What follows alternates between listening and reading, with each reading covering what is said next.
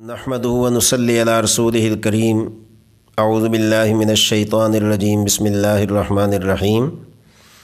या अय्युहल्लज़ीना आमनू कुतिबा अलैकुमुस सियाम कमा कुतिबा अलल लज़ीना मिन क़ब्लिकुम लअल्लकुम तत्तक़ून। सदक़ल्लाहुल अज़ीम। मोहतरम सामीन, सूरतुल बक़रा दूसरा सिपारा आयत नंबर 183। अल्लाह तबारक व तआला ने माह रमज़ानुल मुबारक के मुताल्लिक़ इस आयत का नुज़ूल फ़रमाया और इस आयत का सलीस तर्जुमा है कि ए ईमान वालो, तुम पर अल्लाह ताला ने रोज़े फ़र्ज़ किए हैं। सिर्फ़ तुम पर नहीं बल्कि तुमसे पहले जो उम्मतें गुज़री हैं उन पर भी रोज़े फ़र्ज़ किए थे। और ये क्यों फ़र्ज़ किए हैं? लअल्लकुम तत्तक़ून, ताकि तुम अल्लाह से डरो, तक़वा इख्तियार करो, परहेज़गारी इख्तियार करो। ये तो कुरान करीम की आयत है। उम्मुल मोमिनीन सय्यदा तय्यबा आयशा सिद्दीक़ा रज़ी अल्लाह ताला अन्हा फरमाती हैं कि अभी रमज़ान का महीना शुरू नहीं हुआ था या शुरू नहीं होता था कि नबी अकरम सल्लल्लाहु अलैहि वसल्लम माह शाबान में इस कदर रोज़े रखते कि हम यानी उम्महातुल मोमिनीन ये समझना शुरू हो जाती कि अब तो अल्लाह के नबी कोई रोज़ा छोड़ेंगे ही नहीं। लेकिन माह शाबान में आप बाज़ मरतबा ऐसा रोज़ा अफ्तार करते यानी ना रखते कि हम समझती कि अब तो आप रोज़ा रखेंगे ही नहीं। यानी जब आप रोज़े रखने शुरू होते तो मालूम होता कि आप रखते ही जाएंगे, और जब आप माह शाबान में रोज़े छोड़ते तो मालूम होता कि आप छोड़ते ही जाएंगे। तो उम्मुल मोमिनीन फरमाती हैं कि हमने माह शाबान के अलावा किसी महीने में आप सल्लल्लाहु अलैहि वसल्लम को नहीं देखा कि इतने रोज़े रखते हों जितने शाबान में रखते हैं। शाबान के महीने के आखिर में जो नबी अकरम सल्लल्लाहु अलैहि वसल्लम ने माह रमज़ान के इस्तक़बाल के बारे में ख़ुतबा इरशाद फरमाया, मैं उसके चंद इक़्तिबासात आपके खिदमत में पेश करना ज़रूरी समझता हूँ ताकि हमें उससे माह रमज़ानुल मुबारक की कदर व मंज़िलत का पता चले। माह रमज़ान की आमद असहाबे रसूल सल्लल्लाहु अलैहि वसल्लम के लिए किस कदर खुशी का बाइस थी, हमें उसका पता चले। और माह रमज़ान कितना बड़ा महीना है, इस चीज़ का हमें पता चले। और माह रमज़ान का रोज़ा कितनी अहमियत और फजीलत रखता है, इस चीज़ का हमें पता चले। और माह रमज़ानुल मुबारक का पहला अशरा क्या है, दूसरा और तीसरा अशरा क्या है, ये तमाम चीज़ें अल्लाह के नबी सल्लल्लाहु अलैहि वसल्लम ने माह शाबान के आखिरी दिनों में ख़ुतबा इरशाद फरमाकर उम्मत मुस्लिमा पर यह वाज़े कर दिया, अपनी उम्मत पर यह वाज़े कर दिया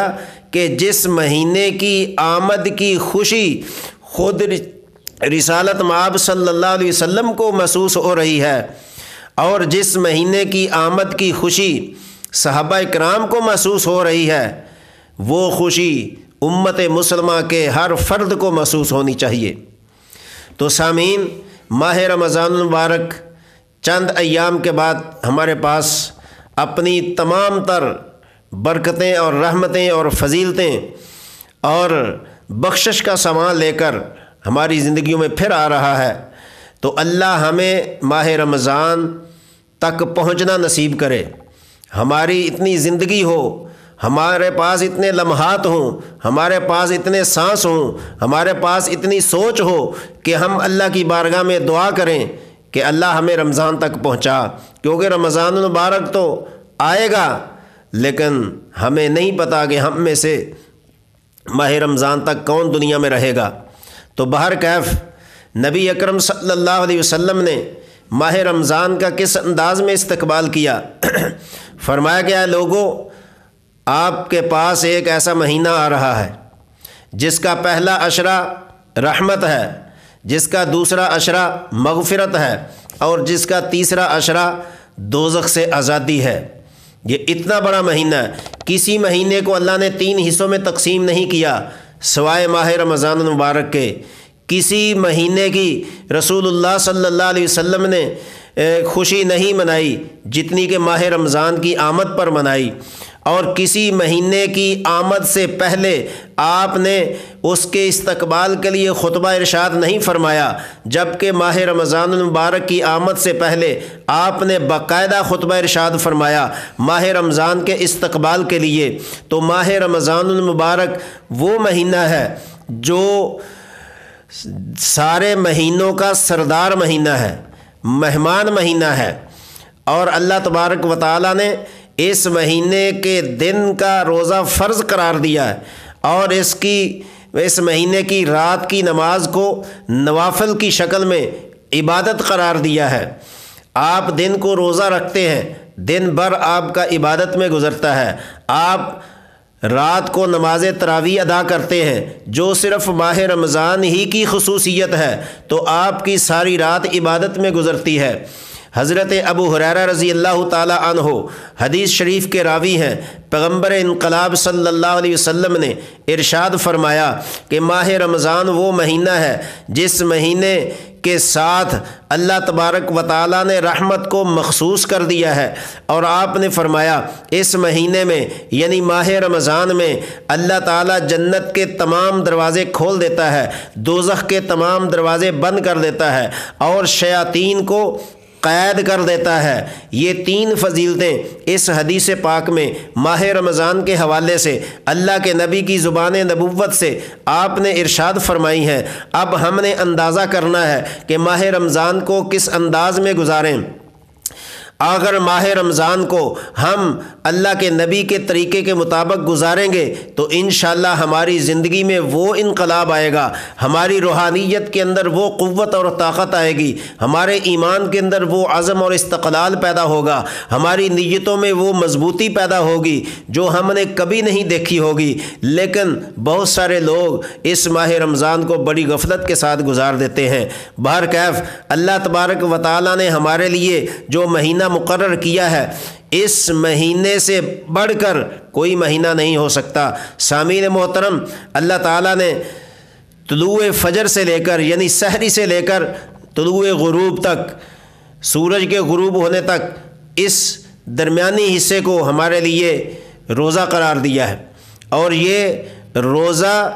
اس سے زیادہ اگر ہوتا تو بھی نقصان، اگر اس سے کم ہوتا تب بھی نقصان۔ اگر انسان کی زندگی پر یا انسان کے جسم پر ہم اس کی تحقیق کریں تو اللہ تبارک و تعالیٰ نے جو وقت روزے کا فرض کیا ہے اپنے مخلوق پر، اس سے کم یا زیادہ میں نقصان تو ہو سکتا تھا، فائدہ نہیں ہو سکتا تھا، کیونکہ اگر 24 گھنٹے کا روزہ ہوتا تو امت پر کیسا گراں گزرتا، اور کوئی رکھتے کوئی نہ رکھتے، کسی کی استطاعت ہوتی کسی کی نہ ہوتی، اور اگر یہ طلوع غروب سے پہلے تک ہوتا تو روزے کی پوری افادیت ہمیں نہ مل سکتی۔ اس لیے انسانی جسم کو سامنے رکھ کر اللہ تبارک و تعالیٰ نے ماہ رمضان کو ہمارے لیے ایک مبارک مہینہ قرار دیا ہے، تاکہ اس کے اندر نہ انسان کی جسمانی صحت کو نقصان ہو اور نہ ہی روزہ اتنا کم ہو کہ انسان کو پورا فائدہ مل نہ سکے۔ اور اسی طرح اللہ نے صرف دن کے روزے کو ہی فضیلت نہیں بنایا، بلکہ فرمایا کہ رات کو بھی اتنا ہی ثواب ہوگا جتنا کہ دن کو ثواب ہوگا۔ اور اللہ کے نبی صلی اللہ علیہ وسلم نے اسی خطبے میں فرمایا کہ اس مہینے میں اگر کوئی نوافل ادا کرے گا اس کو سنتوں کے برابر ثواب ملے گا، اگر کوئی سنتیں ادا کرے گا اس کو فرضوں کے برابر ثواب ملے گا، اور اگر کوئی فرض ادا کرے گا اس کو ایک فرض کے بدلے 70 فرضوں کا ثواب ملے گا۔ کیا کسی اور مہینے میں اتنی بڑی فضیلت ہے؟ اور پھر فرمایا کہ حالت روزہ میں انسان کو اللہ تبارک و تعالی وہ کچھ روحانیت کے مراتب عطا کرے گا کہ انسان کی وہاں تک سوچ نہیں پہنچ سکتی۔ اور نبی اکرم صلی اللہ علیہ وسلم نے فرمایا اس مہینے میں اگر کوئی کسی کا روزہ افطار کرائے گا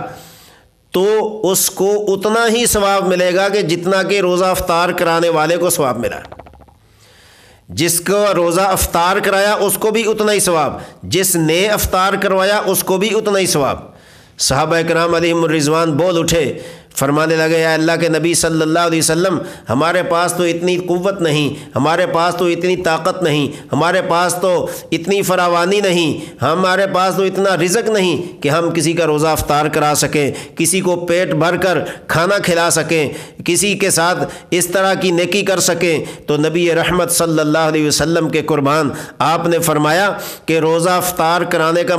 مقصد اور مطلب یہ نہیں کہ اس کو پیٹ بھر کر کھانا کھلایا جائے، آپ روزہ افطار کرانے کے لیے ایک کھجور کا انتظام کر دیں تب بھی اتنا ہی ثواب ہے، پانی کے گھونٹ کا انتظام کر دیں تب بھی اتنا ہی ثواب ہے، اور لسی کے ایک گھونٹ کا انتظام کر دیں تب بھی اتنا ہی ثواب ہے، ایک دودھ کے گھونٹ کا انتظام کر دیں اور اس سے کسی کا روزہ افطار کرا دیں، اتنا ہی ثواب اس کو ہوگا، اتنا ہی ثواب افطار کرانے والے کو ہوگا۔ کیا نبی اکرم صلی اللہ علیہ وسلم نے ماہ رمضان کی شان اور برکت بیان فرمائی کہ ایک کھجور اور ایک پانی کے گھونٹ سے افطار کرانے کا ثواب آپ کو کتنا مل رہا ہے کہ ایک روزے کا ثواب فرشتے لکھ نہیں سکتے،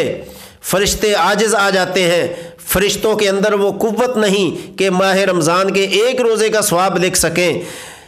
کیونکہ اللہ نے فرمایا الصوم لی، روزہ جو ہے میرے اور میرے بندے کے درمیان ہے، اور میرا بندہ صرف میرے خوف سے، میرے ڈر سے، میرے اوپر بھروسہ کر کے روزہ رکھے گا تو اس کا ثواب اللہ نے فرمایا فرشتوں کو، اے فرشتوں نماز کا ثواب تمہارے ذمے ہے، تم لکھو، اگر کوئی نیکی کرتا ہے اس کا ثواب تم لکھو، کوئی حج کرتا ہے اس کا ثواب تم لکھو، اگر کوئی زکوٰۃ دیتا ہے اس کا ثواب لکھو، کوئی صدقہ خیرات کرتا ہے اس کا ثواب لکھو، لیکن میرے بندے جب روزہ رکھے تو اس کا ثواب نہ تم لکھو اور نہ تم لکھ سکتے ہو، اس لیے کہ میں خود اپنے بندے کو روزے کا ثواب عطا کروں گا، اور کتنا عطا کرے گا اس کی کوئی انتہا نہیں، اس کی کوئی ابتدا نہیں۔ اللہ وحدہ لا شریک ہے، اللہ وراء الورا ہے، اللہ کے خزانے بے حساب ہیں، اللہ تعالیٰ جتنا چاہے جس کو چاہے اتنا ہی ثواب عطا کر دیتا ہے، اللہ کو کوئی پوچھنے والا نہیں۔ تو سامعین، یہ اقتباسات ہیں